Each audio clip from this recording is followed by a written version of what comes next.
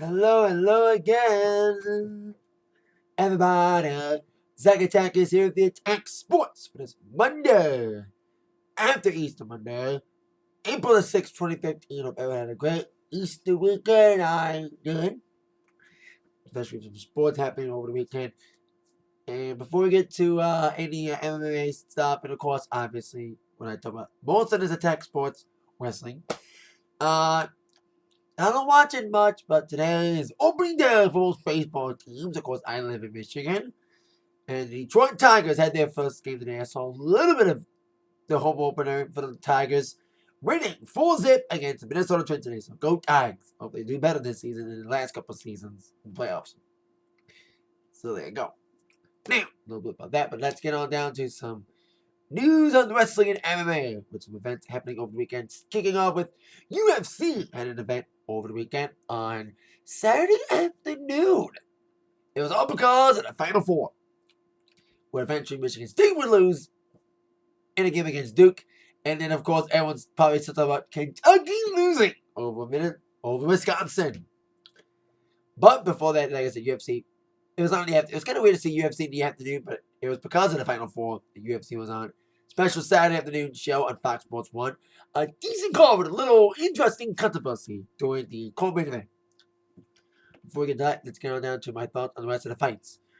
Dustin Poirier taking on Carlos Diego Ferreira. It was okay first round, the very fast pace until the knockout in the first round. It was a great knockout. Very fast first round. Then Clay Guida, one of my favorites, the Carpenter Guida, took on Robbie Peralta. Clay Guida just took his ass on the ground for most of the fight. He was like really aggressive in all the rounds. Because Peralta's a great striker, and I think Clay Guida went the GSP route, just took him down the entire fight, and Clay Guida winning, with the crowd being on his side. Like, Peralta has some okay moves too, but people wanted Guida to win. So okay, see Guida going for the win, which he did. There was the featherweight division. First fight was in the lightweight, and our third fight was in the featherweight division of women with Juliana Pena, Ultra Fighter winner, returning after 2 years against Milana Duadiva. And this Juliana chick was just bouncing the fuck out of this chick, Miliana. She could not go out. Ended up in a TKO. And once she got her down, bang, just pounded her ass and just punched her ass until they got her down on the ground with a referee stoppage. With a TKO. So, Pena could be a fierce challenger for Rousey one day. We shall see if she gets finished in 14 seconds like Sagano did. But then we had the fourth fight with Michael Chiesa taking on Mitch Clark. And this Chiesa, it was a kind of a lopsided fight with Chiesa dominating with the submission attempts. I think he was trying to go to rear naked choke for the majority of the fight. But ended up getting a unanimous victory in a decent third to last fight. And then the fight that got everyone talking. The controversy. So in the co-main event, Al Crenta taking on Jorge Masvidal. The fight itself was exciting. It was a decent, exciting fight with Jorge Masvidal. In many people's eyes, should have won the fight because of his dominance in the very first round. But then Al Crenta won the last 2 rounds as Masvidal kind of coasted the last 2 rounds. With Al being real more aggressive in the third round. So when Al Crenta won the fight, the crowd was not liking that. They booed out of it. Even Jorge thought he won. He walked out immediately. But Al Crenta did not like the fans booing. Now I want to say one thing. The fans weren't booing at Al Crenta. They were booing at the judges. But Al Crenta thought the fans were booing at him. Especially later on, we found out later on that he saw someone on the front row flipping him off, which led to him saying, "Are you gonna boo me? You really gonna boo me? I worked my fucking ass off. Fuck you." It was blamed, but I read his lips. So, but they were booing it out though. They were booing the judges. So I think Alan Crenta, some people said he was right for lashing out the fans. People like me said it was wrong because they weren't booing him. They were booing the decision. So, whose side are you on? There is a debate about it. Debate about the controversy surrounding this whole match. That's why it should be finished and not in the judges' hands most of the time. That was the lightweight. Of course, your main event. These are short, fun night, though. It was two former featherweight title contenders trying to get the next shot against the champ, whoever it will be, whether it's Jose Aldo or the man that could be with all the hype, the belt stealer, Conor McGregor. Chen Mendez and Ricardo Lamas, like I said, two former number one contenders for the featherweight title. A very short fight, very fun fight, but it was a TKO for Mendez. He nailed him with a big short hand and got him down on the ground and bang, referee stopped it. I didn't mention in the co-main event that Al Iancranta got cut out pretty bad in the first round, and he won. He made a comeback victory though, but still, some people thought it. Masvidal would have won. Going back to that fight. So these are an interesting, fun UFC fight card on Saturday. There's another fight night happening this Saturday, but it's only on Fight Pass. And I don't want to pay for that. I'd rather pay $9.99 for network who actually streams the pay-per-views. UFC's Fight Pass don't stream pay-per-views. If they stream the pay-per-views like WWE Network does, I'd pay that. So there you go. But before we get to WWE, TNA, watching on Friday, Battle to Bout.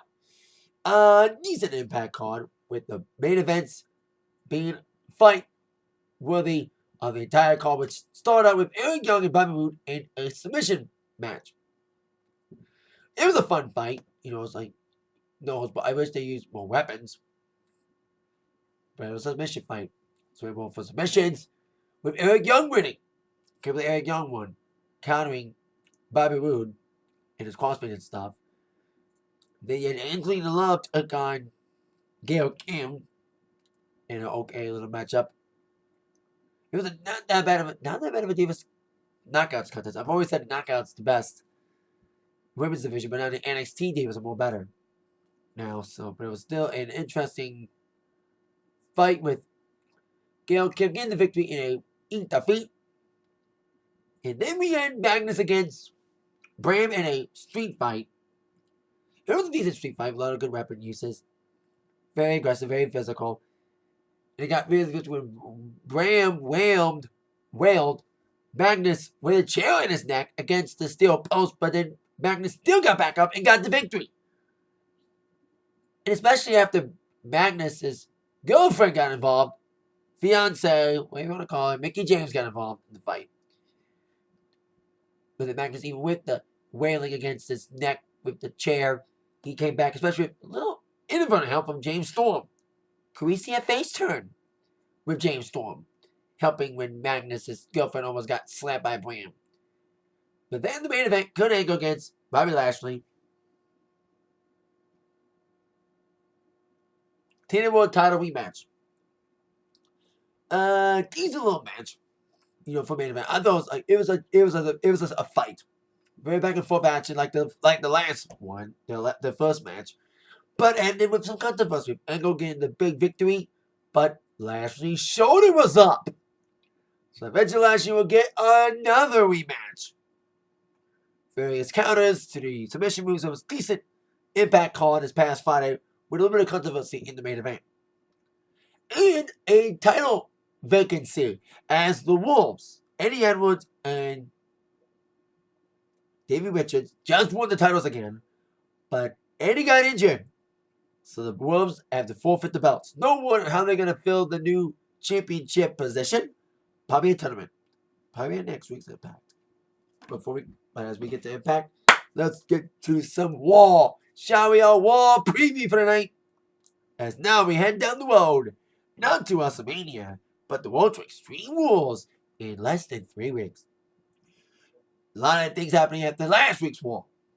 Question number 5 in our top 5 questions that we would like to see answered tonight. What will happen with Sheamus and the debuts from NXT that debuted last week? We saw Sheamus return. No matter how stupid you think he looks, with the new mohawk and the chin, in the braided chin thing, he's a heel now. He wanted to be a heel for so long, and he's badass as a heel. And he proved it again on SmackDown. New theme, by the way. I like his new theme music. I heard it. So we'll see what happens with the new NXT debuts that happened last week with The Lucha Dragons are getting over pretty well.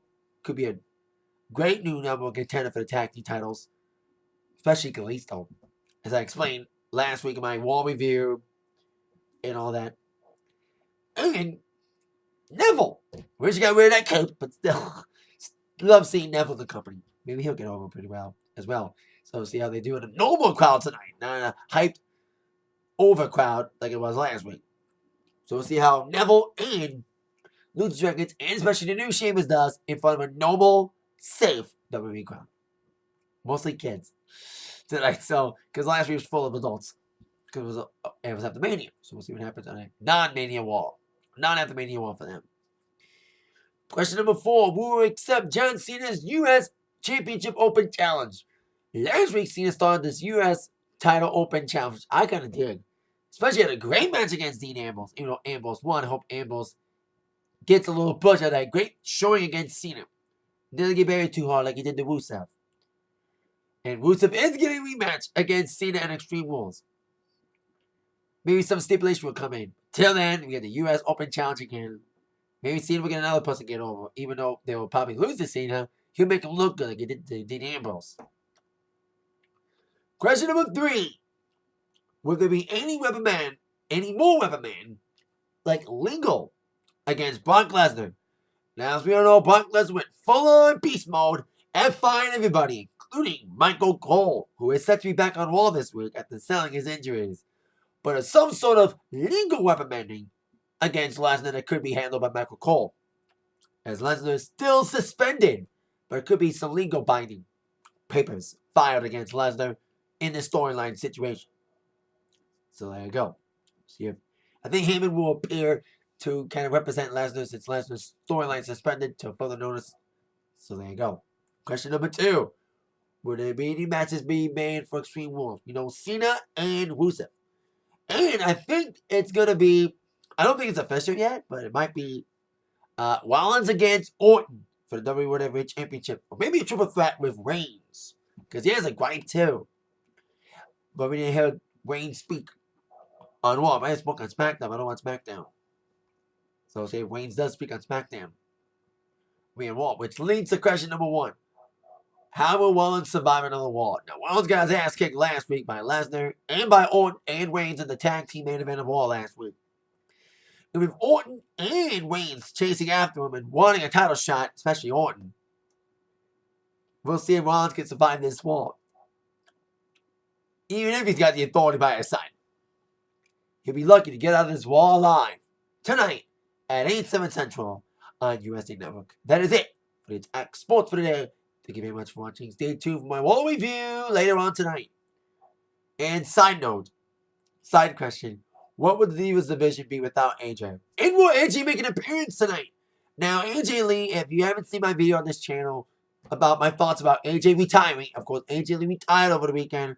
I hope they still let her come to Raw to at least address the WWE Universe in person.